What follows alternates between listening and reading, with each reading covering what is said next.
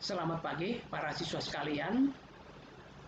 Selamat bertemu kembali dengan saya Pak Nelson dalam pelajaran fisika. Semoga semua sehat walafiat dan baik-baik ya. Kali ini kita akan mempelajari rangkaian arus bolak-balik ya. Jadi seperti apa? Mari kita akan saksikan. Rangkaian arus bolak-balik meliputi 1. Arus dan tegangan bolak-balik. Kedua, rangkaian arus bolak-balik. Yang ketiga, daya pada rangkaian arus bolak-balik. Kita lihat yang pertama, yaitu arus dan tegangan bolak-balik.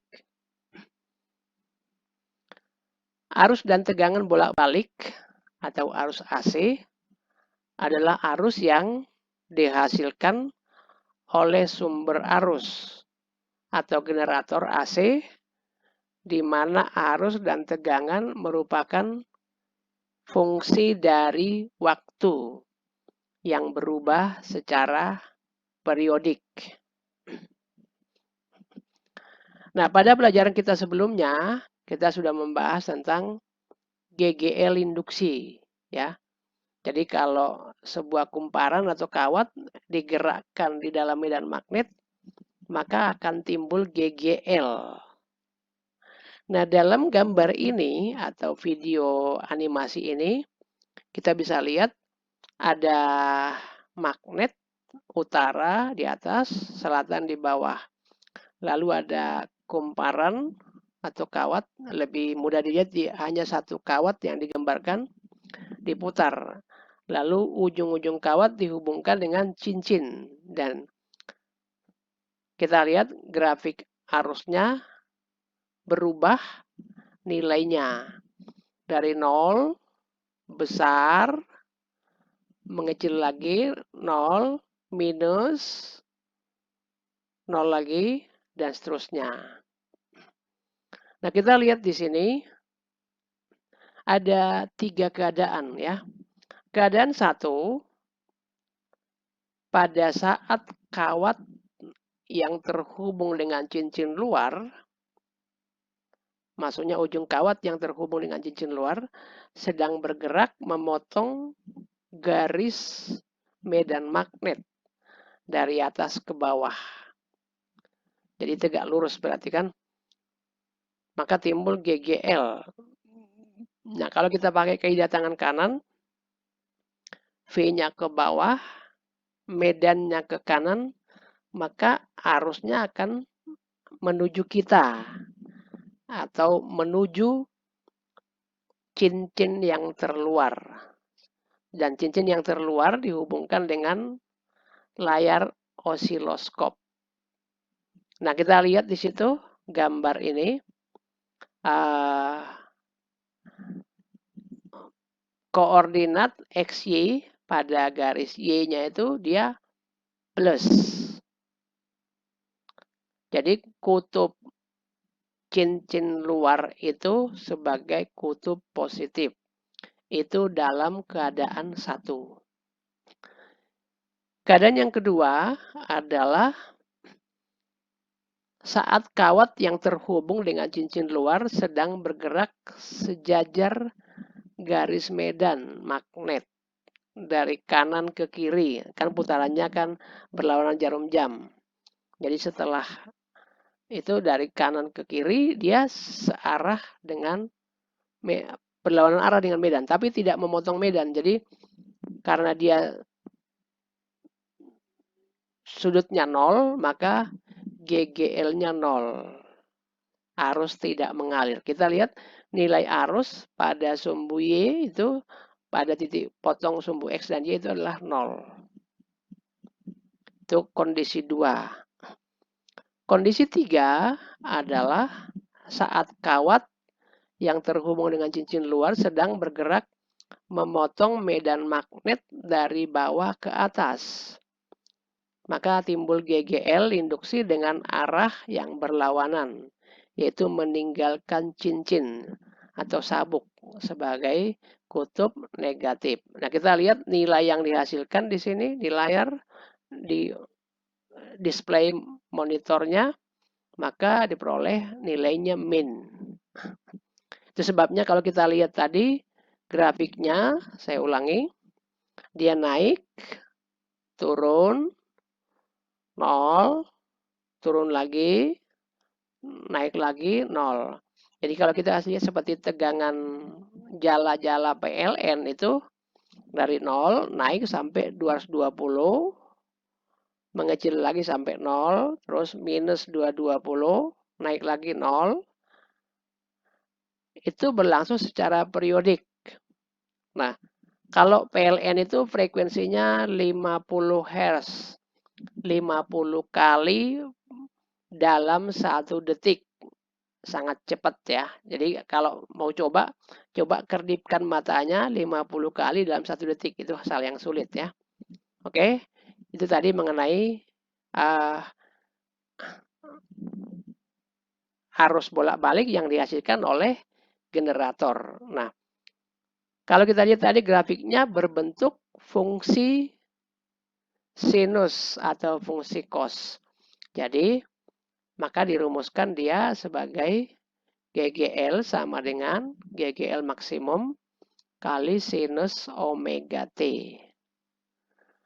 GGL dibagi R sama dengan I. Jadi, I sama dengan GGL per R kali sin omega T sama dengan I sama dengan I maksimum sin omega T.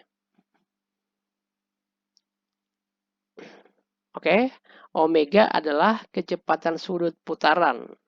Misalnya 2πf atau 2pi per T. Nah, tadi grafiknya kalau kita gambarkan seperti ini. Berbentuk sinusoidal. Berikutnya, nilai arus dan tegangan. Nah, karena arusnya tadi berubah-ubah, maka kita nggak bisa melihat nilai seperti melihat nilai tegangan DC. Jadi di sini ada beberapa nilai. Nilai efektif.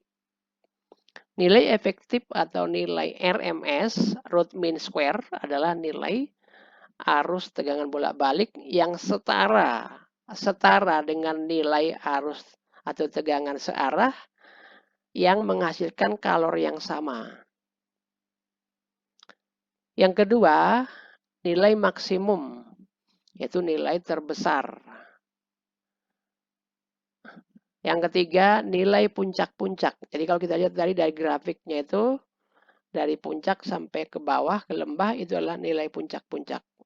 Nah, hubungannya, nilai maksimum sama dengan nilai efektif dikali akar 2. Atau kalau dibalik, nilai efektif sama dengan nilai maksimum per akar 2. I maksimum sama dengan IF kali akar 2, sehingga IF sama dengan I maksimum per akar 2. VPP, tegangan pitch to pitch atau puncak-puncak, sama dengan 2 kali tegangan maksimum. Nah, mungkin minggu depan kita akan lihat ini di osiloskop ya, bagaimana mengamati nilai ini.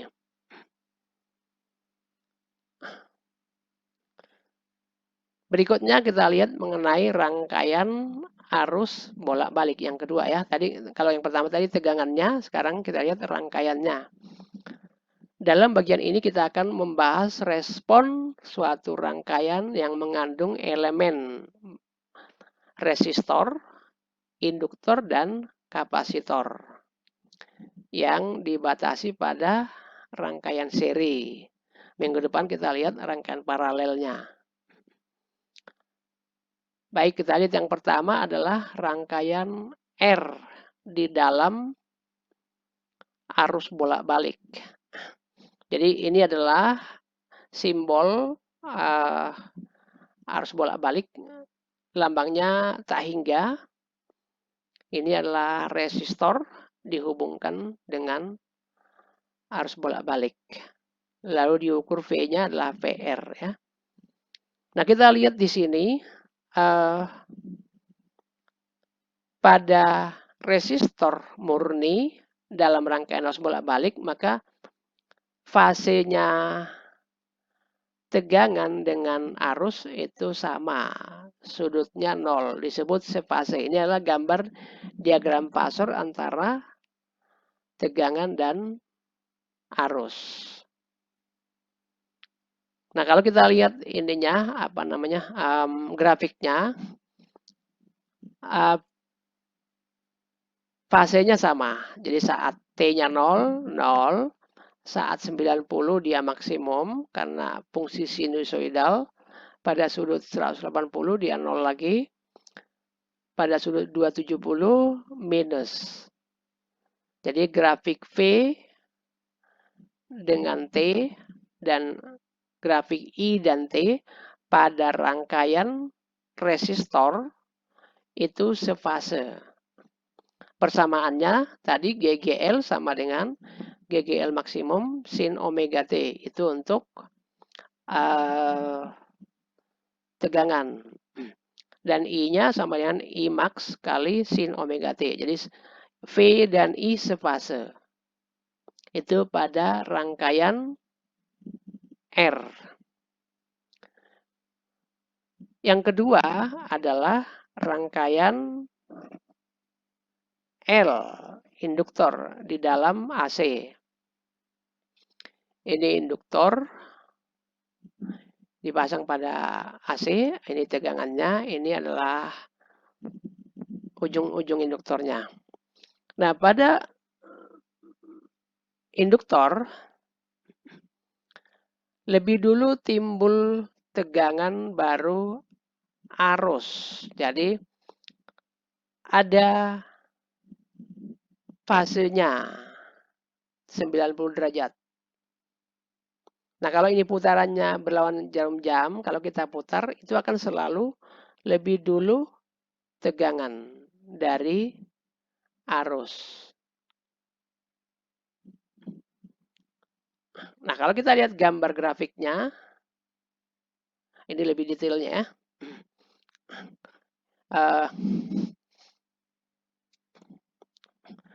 Kita lihat dari grafik ini, duluan timbul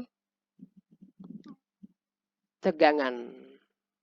Tegangan sudah naik, arus masih 0. Masih minus ya. Kalau saya gambarkan yang ini, yang biru adalah arus. Yang merah adalah tegangan. Pada saat sudutnya 0, tegangan sudah maksimum. Pada saat 90 derajat, arus baru maksimum. Sementara tegangan sudah turun. 0. Pada saat 180, tegangan sudah minus, sedangkan arus masih baru 0. Itu untuk grafik V dan I pada induktor. Nah, kita lihat di sini E-nya sama dengan E max sin omega T. Sedangkan I-nya adalah I max sin omega T min 90. Jadi I-nya terlambat 90 derajat. Atau dengan kata lain, V-nya lebih dulu 90 derajat. Nah, jadi kalau kita anggap V-nya tepat, I-nya yang mundur jadi min 90 derajat. Tetapi kalau kita berpatokan pada I-nya tepat, maka V-nya maju 90 derajat. Maka dirumuskan E sama dengan E max sin omega T plus 90. Nah, kalau kita lihat di grafik ini tadi, cos itu lebih dulu 90 derajat dari sin. Jadi, persamaan ini kita bisa ganti dengan cos omega T. Jadi, E sama dengan E max kali cos omega T. Jadi, bisa dua persamaan, bisa kita pakai.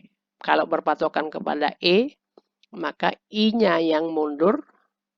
Kalau berpatokan pada I, V-nya atau GGL-nya yang maju. Jadi, di sini I terlambat terhadap V 90 derajat. Atau V lebih dulu dari I 90 derajat. Ya. Kemudian omega adalah kecepatan sudut. L adalah induktansi induktor. Kita sudah bahas di minggu lalu. Kemudian XL adalah induktansi induktif atau hambatan induktor. Berikutnya adalah rangkaian kapasitor di dalam arus bolak-balik. Ini kapasitornya dipasang pada arus bolak-balik. Ini adalah diagram fasornya. Nah, untuk kapasitor ternyata arus lebih dulu ada. Arus lebih dulu timbul, baru kemudian tegangan. Jadi, kalau di sini disebutkan tegangan terlambat terhadap arus. Nah, kalau kita lihat grafiknya, arus sudah maksimum, kita lihat pada saat T-nya 0, arus sudah maksimum, sedangkan tegangan baru mulai naik. Yang biru adalah tegangan, yang coklat adalah arus ya. Jadi di sini E sama dengan E maksimum kali sin omega T, sedangkan I-nya, I maksimum sin omega T ditambah 90 derajat. Dia sudah duluan. Jadi kalau kita berpatokan pada GGL, arusnya maju. Sebaliknya, kalau kita berpatokan pada arus, maka GGL-nya terlambat. Nah, maju 90 derajat dari sinus itu sama dengan cos. Jadi persamaannya bisa kita ubah menjadi I sama dengan I max kali cos omega T. Kemudian I mendahului V sebesar sudut 90 derajat. Ini adalah XC, induktansi kapasitif. Kemudian besarnya 1/omega C. Yang berikutnya, rangkaian RL dalam AC. Hambatan R diseri dengan induktor. Dipasang pada tegangan bolak-balik. Nah, pada gabungan ini, tadi R pada R, tegangan dengan arus itu sefase. Jadi sama-sama pada sumbu X. Ya. Kemudian pada induktor, resistor dengan induktor arusnya sama karena dia seri. Jadi I-nya pada sumbu X, sedangkan V-nya ada pada sumbu Y, jadi vertikal gitu ya. Sudutnya 90. Nah, karena ada dua tegangan gabungan di sini, ada VR dan VL, saling tegak lurus, maka kita pakai Pitagoras. Ini adalah V, gabungan dari antara VR dan VL. Nah, grafiknya grafiknya masih mengikuti polanya induktor, di mana tegangan lebih dulu ada, baru arus muncul. Tetapi arusnya terlambat tidak 90 derajat lagi, tapi sebesar sudut psi. Jadi E sama dengan E max sin omega T, sedangkan I-nya sama dengan I max sin omega T min psi. I terlambat terhadap V sebesar sudut psi.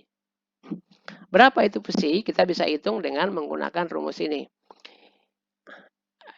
Psi sama dengan reaktansi induktif dibagi resistor. Atau tegangan ujung-ujung induktor dibagi tegangan ujung-ujung resistor, itu adalah nilai tan. Nanti kita bisa cari sudutnya. Nah, hambatan rangkaian disebut impedansi, disingkat dengan Z, yaitu sama dengan akar dari R kuadrat ditambah XL kuadrat. Sedangkan tegangan totalnya adalah V sama dengan akar VR kuadrat tambah VL kuadrat. Atau kalau akar mau kita hilangkan, dikuadratkan kedua ruas, maka kita beroleh V kuadrat sama dengan VR kuadrat ditambah VL kuadrat. Nah itu kalau dia gabungan antara induktor dan resistor. Berikutnya kita lihat rangkaian RC, yaitu rangkaian seri antara resistor dan kapasitor. Ini rangkaiannya, karena seri arusnya sama. Jadi ini arusnya I-nya si R, dan I-nya si C. Nah, pada rangkaian R,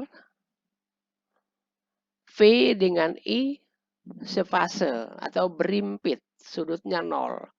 Sedangkan pada kapasitor, tegangan terlambat terhadap I sebesar 90 derajat. Terlambat ya. Jadi antara VR dengan VC sudutnya 90. Nah, kita pakai juga Pitagoras untuk mencari nilai totalnya. Lalu gambar grafiknya di sini masih dominannya di kapasitor sehingga arus mendahului tegangan. Kemudian persamaannya E sama dengan E max sin omega T. Kemudian I mendahului sebesar psi. I max sin omega T ditambah psi. Di mana I mendahului V dengan sudut sebesar psi.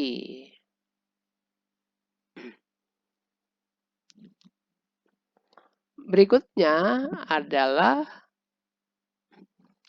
impedansinya. Impedansi antara resistor dan kapasitor. Z sama dengan akar R kuadrat ditambah XC dikuadratkan. Kemudian untuk mencari sudut psi-nya bisa kita pakai XC per R. Itu sama dengan tan psi. Bisa juga untuk V-nya juga P sama dengan akar dari VR kuadrat ditambah VC kuadrat. Tan psi sama dengan VC per VR. Nah itu untuk rangkaian seri R dan C. Berikutnya adalah rangkaian seri L dan C. Ini seri, jadi arusnya sama. Kita lihat diagram fasor, arusnya ada pada sumbu X, baik arusnya IL maupun IC, karena mereka seri. Nah, pada induktor atau L, tegangan lebih dulu, jadi tegangan ke atas.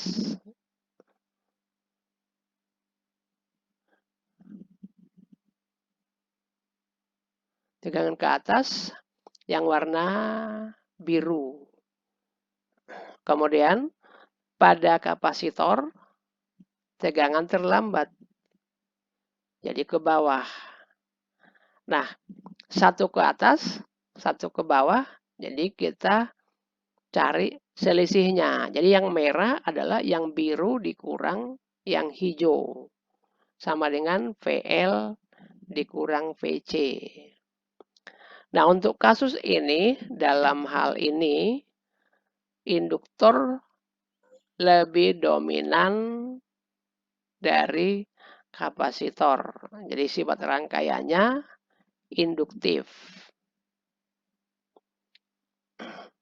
Nah, kita lihat karena dominannya adalah induktor, maka tegangan mendahului arus. Jika seandainya dominannya adalah kapasitor, maka arus mendahului tegangan. Jadi persamaannya adalah GGL sama dengan E max sin omega T. I-nya dominan kapasitor, jadi I-nya yang mendahului V. Jadi I sama dengan I max sinus omega T ditambah 90 derajat ya. I terlambat dari V jika XL lebih besar dari XC. Sebaliknya, I akan mendahului V jika XL lebih kecil dari XC. Berikutnya, kita lihat impedansi atau hambatan totalnya. Nah, karena satu ke atas, satu ke bawah, jadi kita kurangkan. Baru di akar. Jadi Z sama dengan VL min VC dikurung, dikuadratkan, baru di akar. Kemudian V-nya juga sama. V sama dengan akar dari VL min VC dikurung, dikuadratkan. Atau bisa juga langsung V sama dengan VL min VC. Berikutnya kita lihat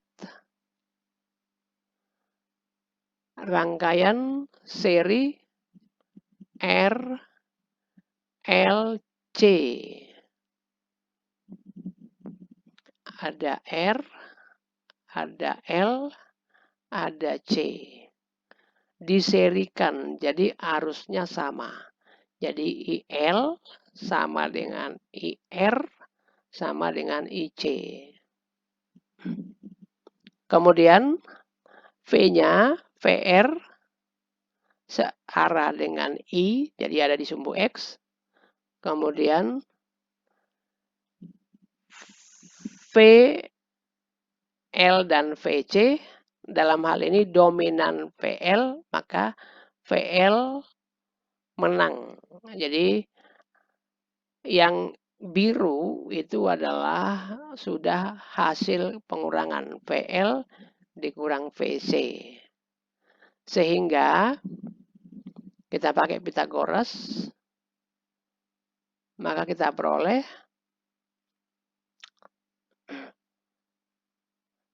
ini V sama dengan akar VR kuadrat ditambah VL min VC dikurung, dikuadratkan.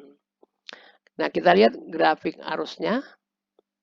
Karena dominannya adalah induktor, maka tegangan mendahului arus.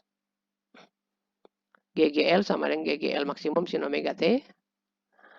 Dirumuskan di sini, I sama dengan I max sin omega T plus minus.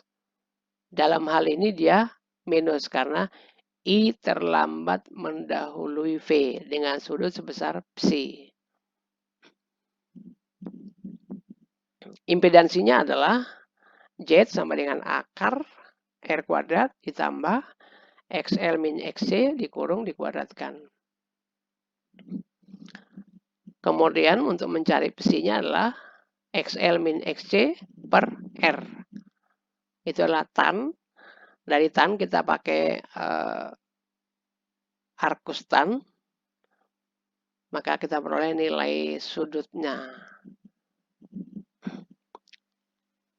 Jadi ini adalah V untuk totalnya.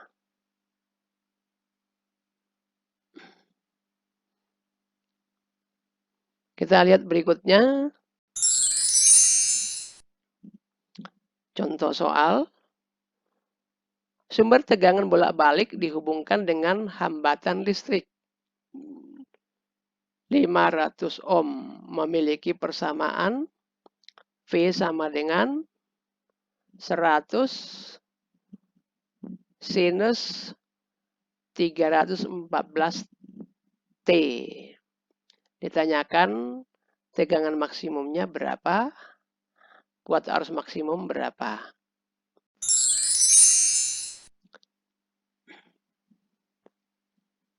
Diketahui persamaannya V sama dengan 100 sin 314 T.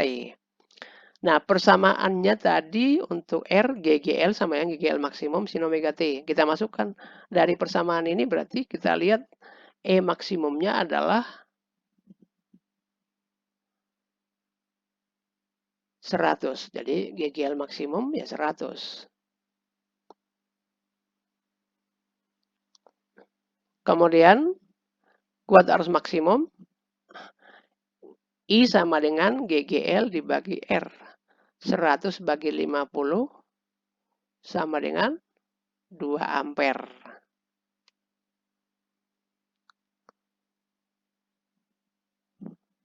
Contoh 2. Sumber tegangan bolak-balik dihubungkan dengan induktor murni. Dan timbul reaktansi induktif.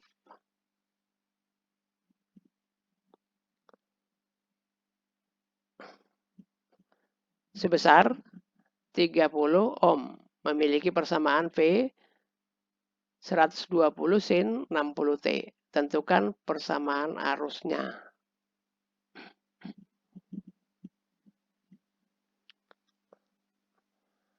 Diketahui I sama dengan GGL per XL.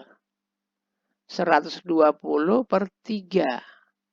Jadi 40.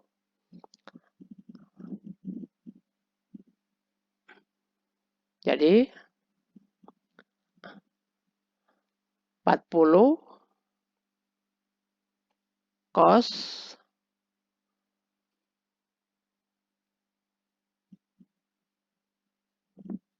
60 T. Nah, sinus bisa diubah menjadi cos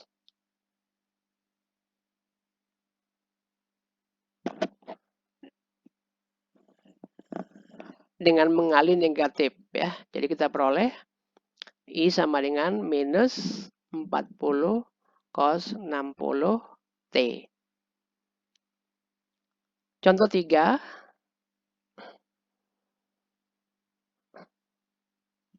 Kapasitor 2 mikrofarad dihubungkan dengan tegangan AC dengan frekuensi sudut 2000 radian per sekon. Hitunglah reaktansi kapasitif. Diketahui C-nya 2 mikrofarad sama dengan 2 kali 10 pangkat 6 farad. Omeganya 2000.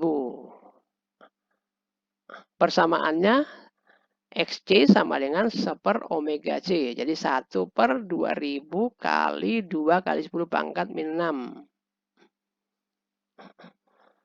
2000 dengan 2 kali 10 pangkat min 6 sama dengan 4 kali 10 pangkat min 3. 10 pangkat min 3 naik ke atas menjadi 10 pangkat 3. Sama dengan 1000 dibagi 4 sama dengan 250 ohm. Osiloskop adalah alat untuk mengukur nilai tegangan maksimum dan frekuensi tegangan bolak-balik. Ini adalah contoh gambar untuk osiloskop. Osiloskop punya layar seperti ini, ada skala kotaknya, kemudian ada tombol tegangan atau voltase, ada tulisannya volt per div, kemudian ada tombol periode atau waktu ya. Nah, kedua tombol ini diatur. Selain itu ada tombol yang lain juga, tetapi tombol ini yang kita mau bahas.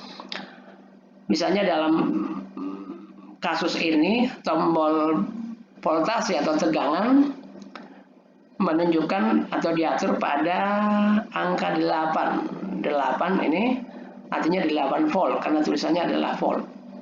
Sedangkan tombol time atau periode itu menunjukkan angka 2,5 milisekon. Nah, kita lihat grafik gelombangnya, ini yang merah, ini bisa digeser-geser. Nah, saya ambil supaya posisi yang lebih mudah dibaca. Ini bisa diatur dengan memutar switch pengaturannya. Nah, dalam gambar ini kita lihat untuk mencari tegangan kita lihat sumbu vertikal. Kita lihat tinggi gelombang. Tinggi gelombangnya dari garis ini ke atas jadi 1, 2, 3. Ada 3 kotak ya. 3 kotak. Jadi perhitungannya adalah skala switch volt per div dikali jumlah kotak tingginya gelombang. Jadi ininya 8, tingginya ada 3. Jadi kalau kita hitung tegangan maksimum pada sumbu vertikal ya. Lihat tombol tegangan volt per div ya. Switch terpasang pada angka 8 volt. Tinggi gelombangnya ada 3 kotak. Jadi hasilnya adalah skala dikali jumlah kotak, yaitu 8 dikali 3. 8 kali 3, 24. Jadi Vmax atau tegangan maksimumnya sebesar 24 volt. Itu tegangan maksimumnya.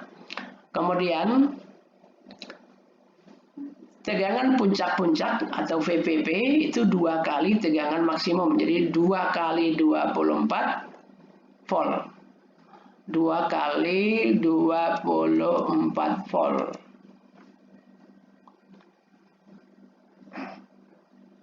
Hasilnya adalah 2 kali 24 berarti 48 volt. Itu adalah tegangan puncak-puncak ya.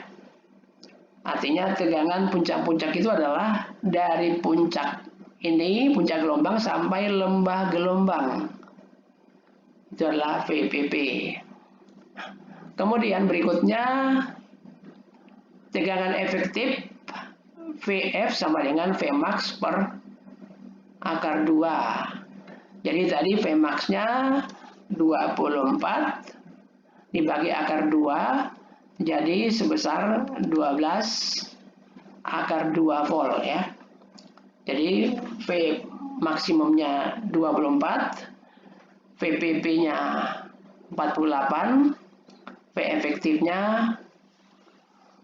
12 akar 2 volt. Itu tegangan maksimumnya. Kemudian kita lihat frekuensi. Nah, tombol sweep time dipasang pada 2,5 milisekon.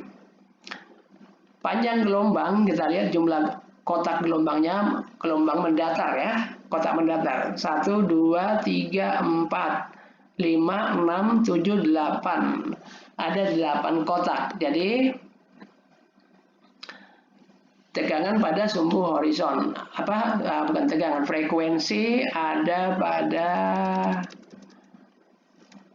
frekuensi pada sumbu horizon. Lihat tombol switch periode atau shift time terpasang pada 2,5 milisekon atau ms. Lihat panjang gelombang ternyata ada 8 kotak. 8 kotak ya. Jadi hasilnya skala kali jumlah kotak. Skalanya tadi 8. Skalanya 2,5, kotaknya 8. Jadi 8 kali 2,5 sama dengan 20 milisekon. Atau 2 kali 10 pangkat min 2 atau 20 kali 10 pangkat min 3 sekon. Nah, kalau diubah ke frekuensi adalah 1 per T. 1 per 20 kali 10 pangkat min 3. 10 pangkat min 3 naik ke atas jadi 1000. 1000 bagi 20 sama dengan 50 Hz. Jadi frekuensinya 50 Hz.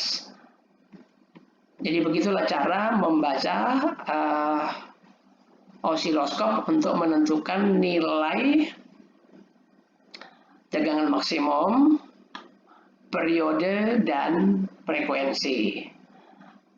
Adapun penggunaan lain nanti mungkin bisa kita kita gunakan pada waktu-waktu yang lain.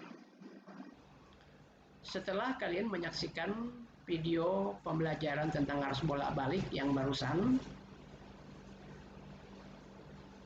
silakan mengerjakan tugas yang sudah disediakan di kolom tugas. Setelah itu diupload. Terima kasih, sampai jumpa di minggu depan.